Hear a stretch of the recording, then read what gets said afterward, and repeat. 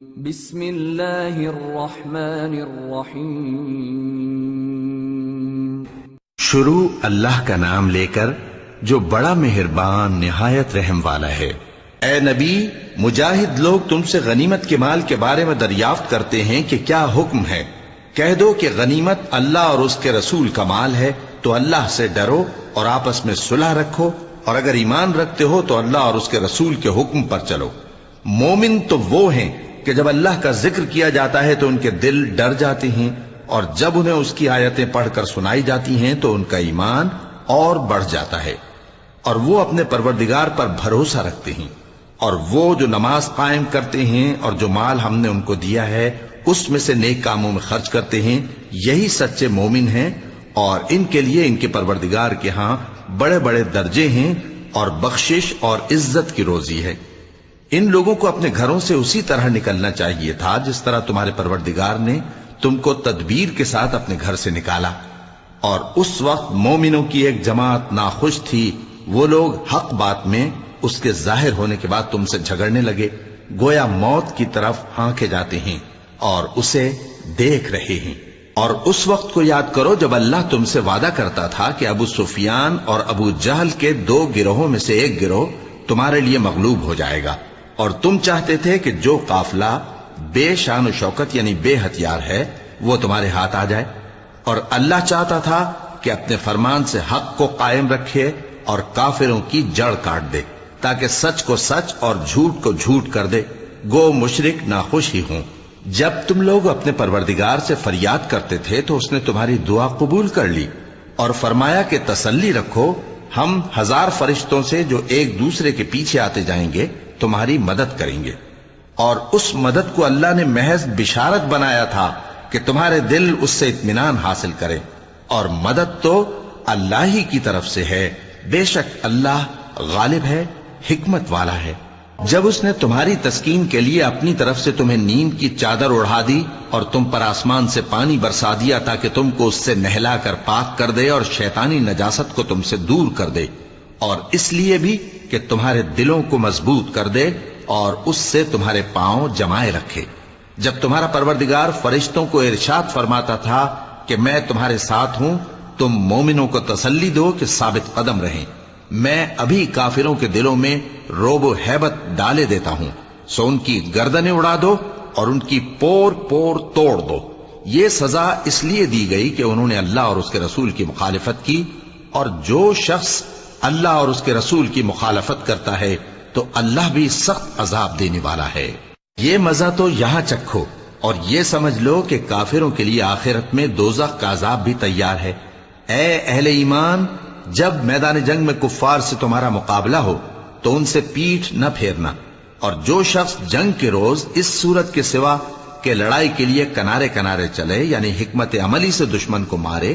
یا اپنی فوج میں جا ملنا چاہے، ان سے پیٹ پھیرے گا تو سمجھو کہ وہ اللہ کے غضب میں گرفتار ہو گیا، اور اس کا ٹھکانہ دوزخ ہے، اور وہ بہت ہی بری جگہ ہے۔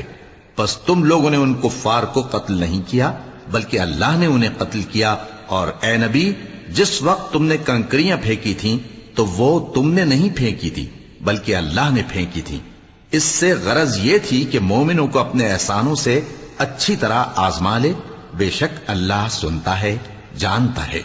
ہوا بھی یوں ہی، اور کچھ شک نہیں کہ اللہ کافروں کی تدبیر کو کمزور کر دینے والا ہے۔ کافروں، اگر تم فیصلہ چاہتے ہو تو تمہارے پاس فیصلہ آ چکا، اگر تم اپنے افعال سے باز آ جاؤ تو تمہارے حق میں بہتر ہے، اور اگر پھر نافرمانی کرو گے تو ہم بھی پھر تمہیں عذاب کریں گے، اور تمہاری جماعت خواہ کتنی ہی بڑی ہو تمہارے کچھ بھی کام نہ آئے گی، اور اللہ تو مومنوں کے ساتھ ہے۔ اے ایمان والو، اللہ اور اس کے رسول کے حکم پر چلو اور اس سے روگردانی نہ کرو جبکہ تم سنتے بھی ہو،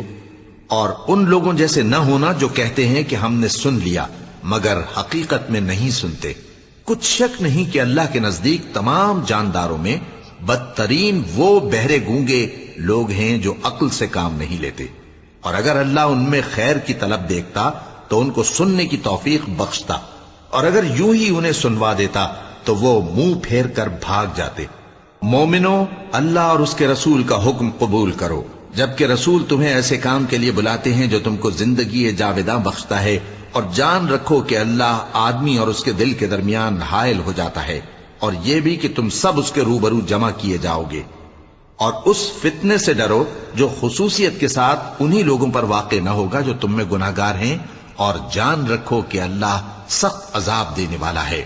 اور اس وقت کو یاد کرو جب تم زمین مکہ میں قلیل اور ضعیف سمجھے جاتے تھے اور ڈرتے رہتے تھے کہ لوگ تمہیں اڑا نہ لے جائیں، یعنی ختم نہ کر دیں، تو اس نے تم کو جگہ دی اور اپنی مدد سے تم کو تقویت بخشی اور پاکیزہ چیزیں کھانے کو دیں تاکہ اس کا شکر کرو۔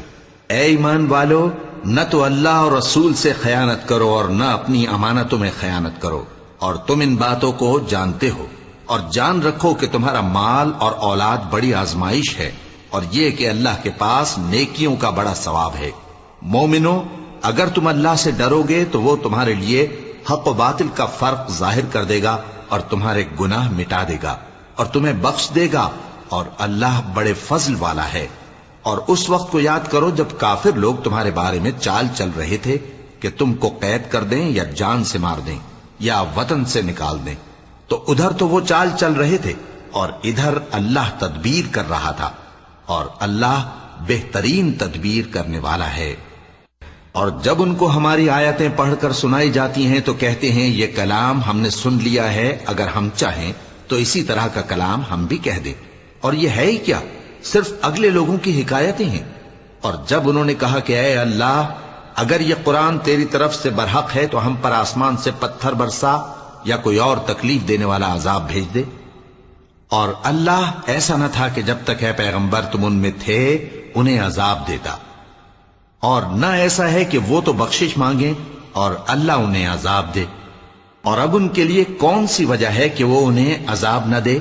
جبکہ وہ مسجد حرام میں نماز پڑھنے سے روکتے ہیں، جبکہ وہ اس مسجد کے متولی بھی نہیں ہیں۔ اس کے متولی تو صرف پرہیزگار ہیں، لیکن ان میں کے اکثر نہیں جانتے۔ اور ان لوگوں کی نماز خانہ کعبہ کے پاس سیٹیاں اور تالیاں بجانے کے سوا کچھ نہ تھی، تو تم جو کفر کرتے تھے اب اس کے بدلے عذاب کا مزہ چکھو۔ جو لوگ کافر ہیں اپنا مال خرچ کرتے ہیں کہ لوگوں کو اللہ کے رستے سے روکیں، سو ابھی اور خرچ کریں گے، مگر آخر وہ خرچ کرنا ان کے لیے موجب افسوس ہوگا، اور وہ مغلوب ہو جائیں گے، اور کافر لوگ دوزخ کی طرف ہانکے جائیں گے تاکہ اللہ پاک سے ناپاک کو الگ کر دے اور ناپاک کو ایک دوسرے پر رکھ کر ایک ڈھیر بنا دے، پھر اس کو دوزخ میں ڈال دے۔ یہی لوگ خسارہ پانے والے ہیں۔ اے پیغمبر، کفار سے کہہ دو کہ اگر وہ اپنے افعال سے باز آ جائیں تو جو ہو چکا وہ انہیں معاف کر دیا جائے گا، اور اگر پھر وہی حرکات کرنے لگیں گے تو اگلے لوگوں کا جو طریقہ جاری ہو چکا ہے وہی ان کے حق میں بھی بڑھتا جائے گا۔ اور ان لوگوں سے لڑتے رہو یہاں تک کہ فتنہ یعنی کفر کا فساد باقی نہ رہے اور دین سب اللہ ہی کا ہو جائے، اور اگر وہ باز آ جائیں تو اللہ ان کے کاموں کو دیکھ رہا ہے، اور اگر روگردانی کریں تو جان رکھو کہ اللہ تمہارا حمایتی ہے، اور وہ خوب حمایتی اور خوب مددگار ہے۔ اور جان رکھو کہ جو مال غنیمت تم کفار سے حاصل کرو اس میں سے 5واں حصہ اللہ کا اور اس کے رسول کا، اور اہل قرابت اور یتیموں کا اور محتاجوں کا اور مسافروں کا ہے۔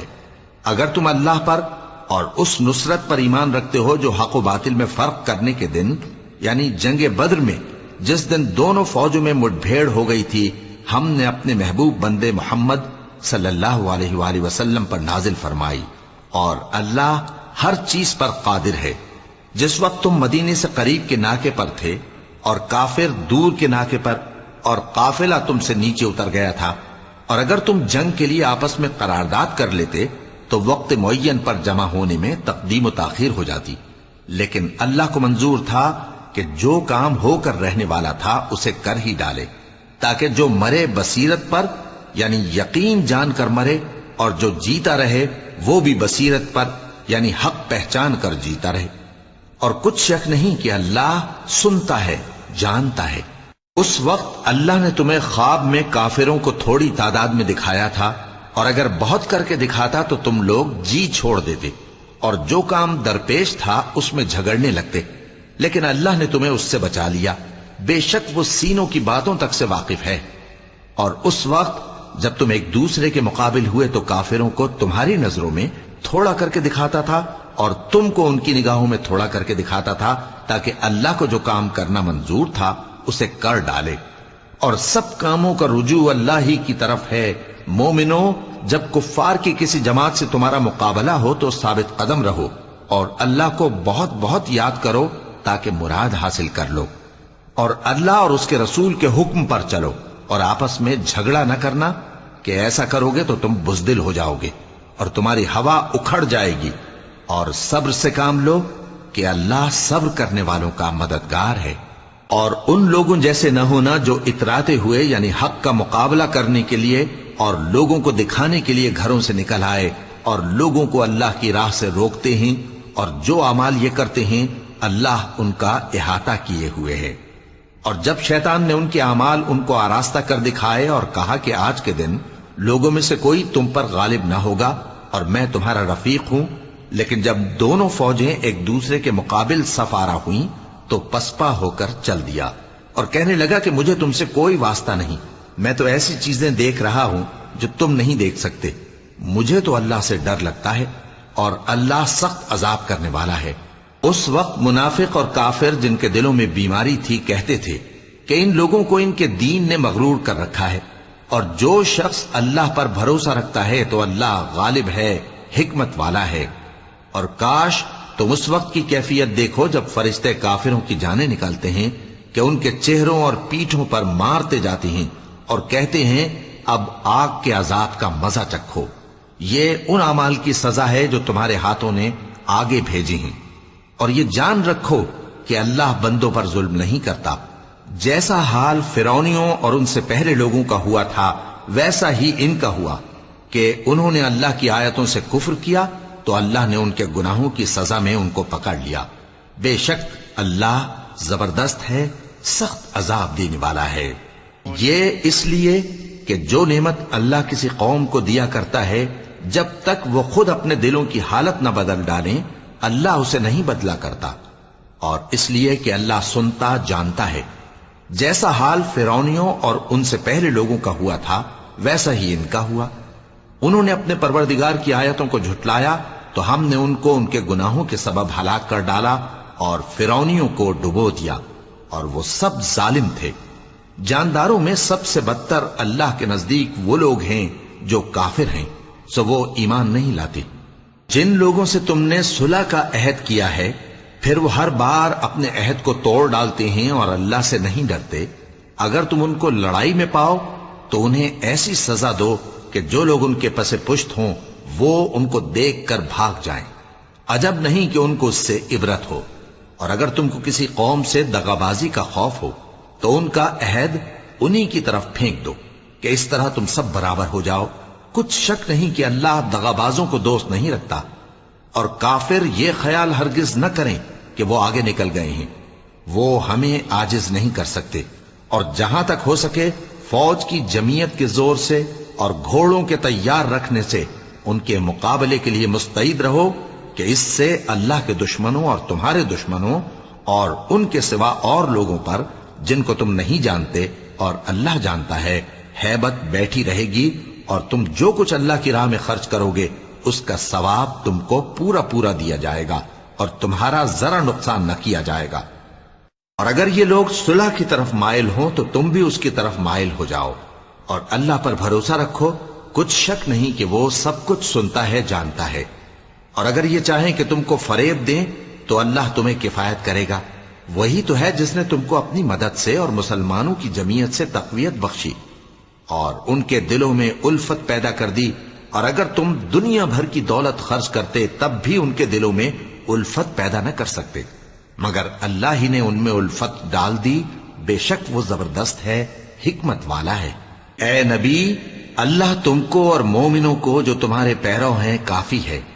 اے نبی، مسلمانوں کو جہاد کی ترغیب دو، اگر تم میں 20 آدمی ثابت قدم رہنے والے ہوں گے تو 200 کافروں پر غالب رہیں گے، اور اگر 100 ایسے ہوں گے تو 1000 پر غالب رہیں گے، اس لیے کہ کافر ایسے لوگ ہیں کہ کچھ بھی سمجھ نہیں رکھتے۔ اب اللہ نے تم پر سے بوجھ ہلکا کر دیا اور معلوم کر لیا کہ ابھی تم میں کسی قدر کمزوری ہے، پس اگر تم میں 100 ثابت قدم رہنے والے ہوں گے تو وہ 200 پر غالب رہیں گے، اور اگر 1000 ہوں گے تو اللہ کے حکم سے 2000 پر غالب رہیں گے، اور اللہ ثابت قدم رہنے والوں کا مددگار ہے۔ پیغمبر کو شایع نہیں کہ اس کے قبضے میں قیدی رہیں جب تک کافروں کو قتل کر کے زمین میں کثرت سے خون نہ بہا دے۔ تم لوگ دنیا کے مال کے طالب ہو اور اللہ آخرت کی بھلائی چاہتا ہے، اور اللہ غالب ہے، حکمت والا ہے۔ اگر اللہ کا حکم پہلے نہ ہو چکا ہوتا تو جو فدیہ تم نے لیا ہے اس کے بدلے تم پر بڑا عذاب نازل ہوتا۔ اب جو مال غنیمت تمہیں ملا ہے اسے کھاؤ کہ وہ تمہارے لیے حلال طیب ہے، اور اللہ سے ڈرتے رہو، بے شک اللہ بخشنے والا ہے، مہربان ہے۔ اے پیغمبر، جو قیدی تمہارے قبضے میں یعنی گرفتار ہیں ان سے کہہ دو کہ اگر اللہ تمہارے دلوں میں نیکی معلوم کرے گا تو جو مال تم سے چھن گیا ہے اس سے بہتر تمہیں عنایت فرمائے گا، اور تمہارے گناہ بھی معاف کر دے گا، اور اللہ بخشنے والا ہے، مہربان ہے۔ اور اگر یہ لوگ تم سے دغا کرنا چاہیں گے تو یہ پہلے ہی اللہ سے دغا کر چکے ہیں، تو اس نے ان کو تمہارے قبضے میں کر دیا، اور اللہ دانا ہے، حکمت والا ہے۔ جو لوگ ایمان لائے اور جنہوں نے ہجرت کی اور اللہ کی راہ میں اپنے مال اور جان سے لڑے، وہ اور جنہوں نے ہجرت کرنے والوں کو جگہ دی اور ان کی مدد کی، وہ آپس میں ایک دوسرے کے رفیق ہیں۔ اور جو لوگ ایمان تو لے آئے لیکن ہجرت نہیں کی، تو جب تک وہ ہجرت نہ کریں تم کو ان کی رفاقت سے کچھ سروکار نہیں، اور اگر وہ تم سے دین کے معاملات میں مدد طلب کریں تو تم کو مدد کرنی لازم ہے، مگر ان لوگوں کے مقابلے میں کہ تم میں اور ان میں صلح کا عہد ہو مدد نہیں کرنی چاہیے، اور اللہ تمہارے سب کاموں کو دیکھ رہا ہے۔ اور جو لوگ کافر ہیں وہ بھی ایک دوسرے کے رفیق ہیں۔ تو مومنو، اگر تم یہ کام نہ کرو گے تو ملک میں فتنہ برپا ہو جائے گا اور بڑا فساد مچے گا۔ اور جو لوگ ایمان لائے اور وطن سے ہجرت کر گئے اور اللہ کی راہ میں جہاد کرتے رہے، اور جنہوں نے ہجرت کرنے والوں کو جگہ دی اور ان کی مدد کی، یہی لوگ سچے مسلمان ہیں۔ ان کے لیے اللہ کے ہاں بخشش اور عزت کی روزی ہے۔ اور جو لوگ بعد میں ایمان لائے اور وطن سے ہجرت کر گئے اور تمہارے ساتھ ہو کر جہاد کرتے رہے، وہ بھی تمہیں میں سے ہیں۔ اور رشتہ دار اللہ کے حکم کی روح سے ایک دوسرے کے زیادہ حقدار ہیں، کچھ شک نہیں کہ اللہ ہر چیز سے واقف ہے۔ صدق اللہ العظیم۔